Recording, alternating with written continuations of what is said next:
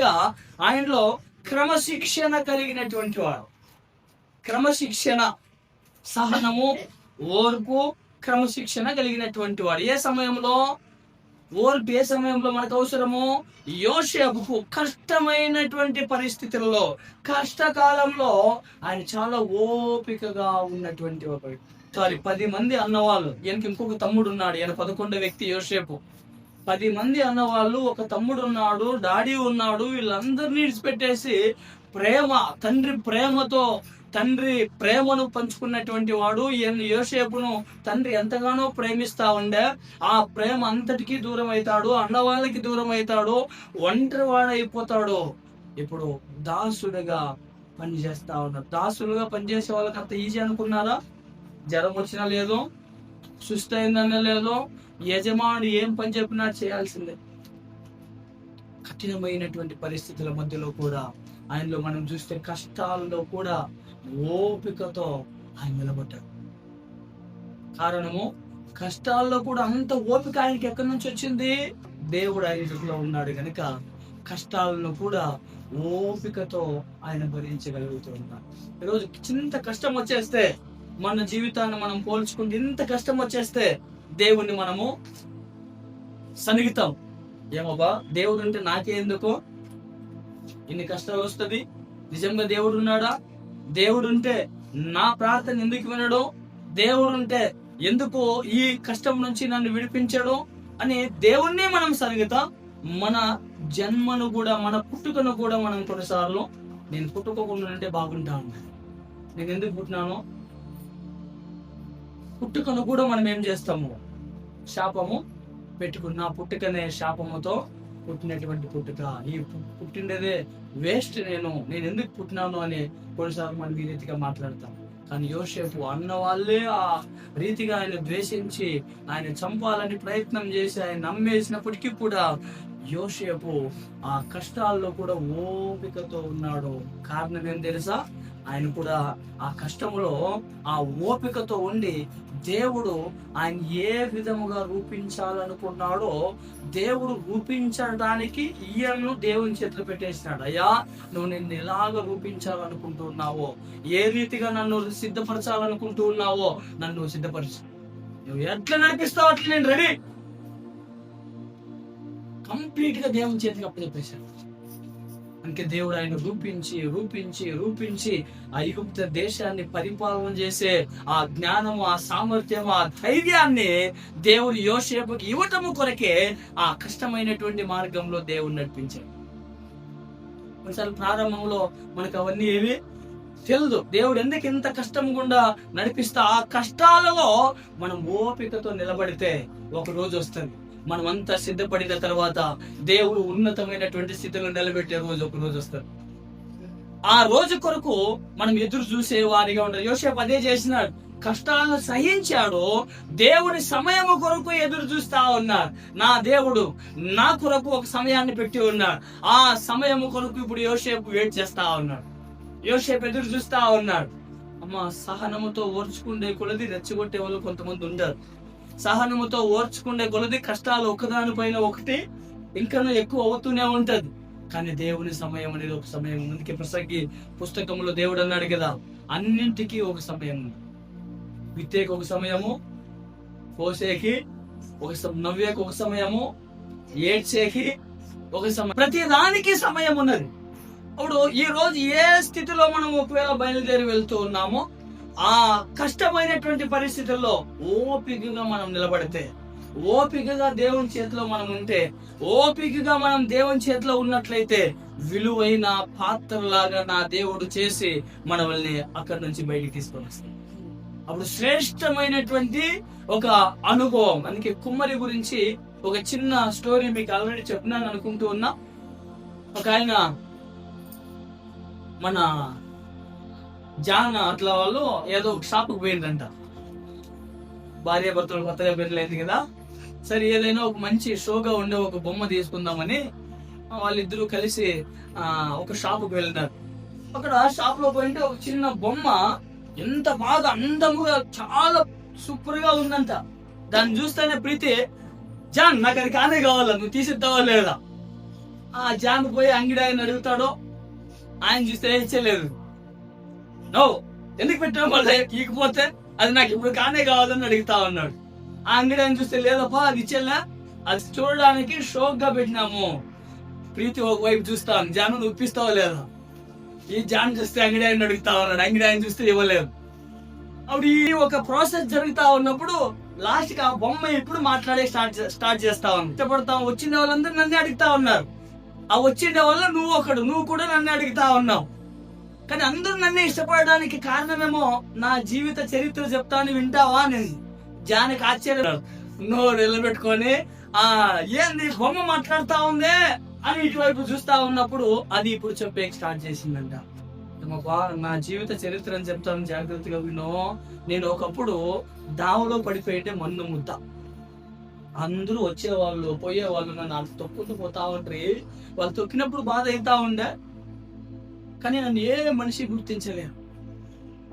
నేను దేనికి ఉపయోగపడుకోకుండే మన్ను ముద్దులాగా ఉంది. కానీ ఒక ఆయన కుమ్మరి నన్ను చూసి ఆయన ఎత్తుకున్నప్పుడు నాకు చాలా ఆనందం అనిపించింది. ఆహా, మనిషి నన్ను ఎత్తుకున్నాడే అని చాలా ఆనందపడ్డాను. ఎత్తుకొని పోయి ఆయన ఏదో ఒక గుంతలోకేసి నిమ్మలం లేకుండా తొక్కుతా ఉన్నాడట.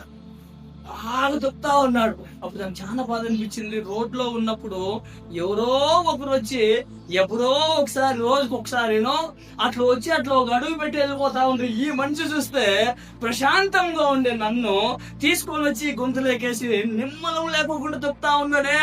ఆపయ్యా స్వామి అని ఎంత మొత్తుకున్నా, ఎంత అరిచినా ఈ మనిషి మాత్రం ఆపలేదంట. ఎందాక ఆ మన్ను స్మూత్ గా అయ్యేదాకా.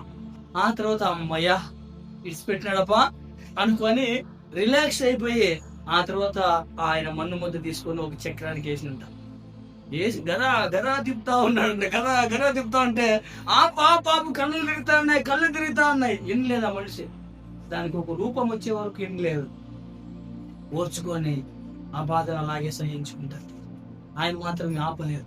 అది రూపం అయిన తర్వాత అమ్మయ్యా ఇప్పుడైనా వదిలిపెడతాడు అనుకొని అది అనుకుంటే ఆయన అప్పుడు కూడా వదిలిపెట్టలేదు. అగ్గి బాగా వేసేసి అగ్గి మంటలు వేసేస్తాం. అగ్గి మంటలో వేయగానే అబ్బా మంట బయటికి అని అరిసినా కూడా ఆయన బయటికి తేవలేదు. ఎందాక అది దానికి బాగా ఒక కలరు, ఆ మన్ను బాగా కాలేదాకా ఆయన మాత్రం బయటికి తేవలేదంట. అరిసి సుస్థ అయిపోయింది. ఆ తర్వాత బయటికి తీసేస్తాడు. కాలేంది, ఆ టైం వచ్చింది, బయట తీస్తాడు. తీసిన తర్వాత ఇంకా అయిపోయిందిలే అనుకుంది. అప్పుడు కూడా ఆయన వినలేరు. యాసిడ్ తో మిక్స్ అయినటువంటి పెయింట్ ని కొడతా ఉంటే బొబ్బలు వస్తా ఉన్నాయి. ఆపు అన్నా కూడా ఆయన వినలేరు. బొబ్బలు వచ్చినా లేదు, ఏమొచ్చినా లేదు, వేస్తా ఉన్నాడు. ఆ తర్వాత పెయింటింగ్ అంతా అయిన తర్వాత ఒక బయటికి చూస్తే అందరూ ఇప్పుడు పొగుడుతా ఉంటే అప్పుడు దానికి అనిపించిందంట, ఆ కుమ్మరివాడు ఈ మార్గం గుండా నడిపించిండేది ఈ స్థానంలో నన్ను కూర్చోబెట్టడానికే.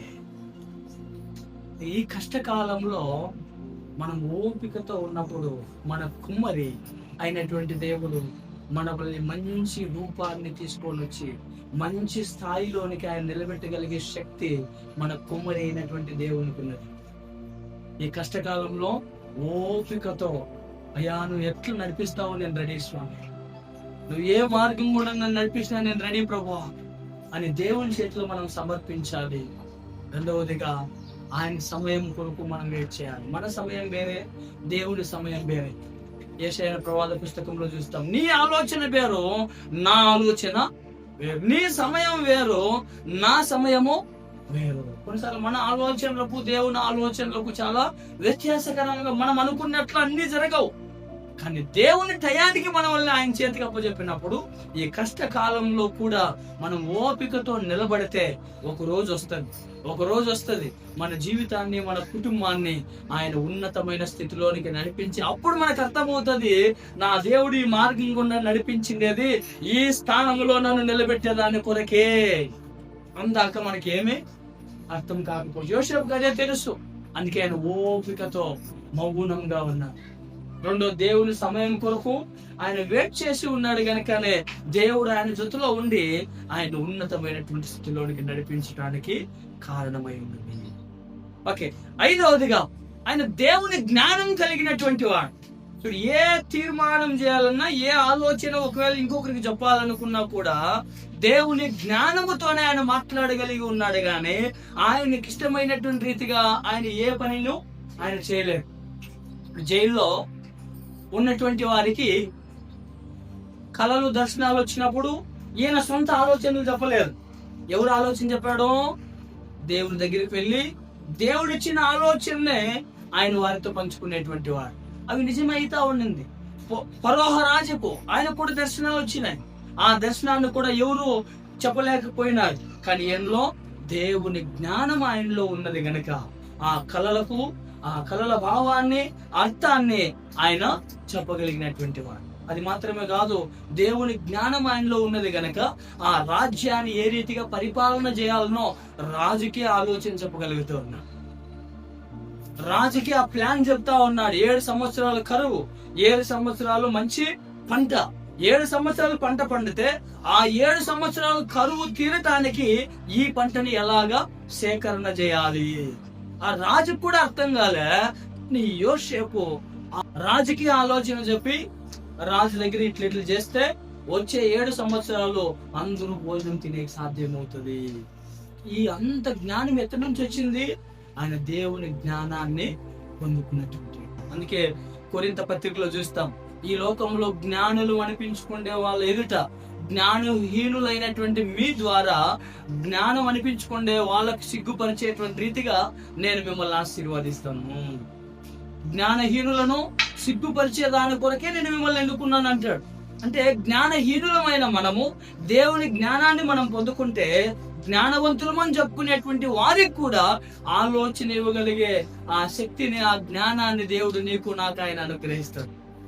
అందుకే యోసేపులో దేవుని జ్ఞానము ఆయన పొందుకోండి ఒక వ్యక్తి. ఈరోజు ఈ లోక జ్ఞానం పొందుకున్నా పర్వాలే, లేకపోయినా పర్వాలే, ఈ లోక జ్ఞానము ఉన్నా పర్వాలే, లేకపోయినా పర్వాలే, దేవుని జ్ఞానాన్ని మనం పొందుకునేస్తే మన జీవితము ఆశీర్వాదకరంగా ఉండటానికి సాధ్యము. దేవుని జ్ఞానమే మనల్ని పరలోకానికి నడిపించేది.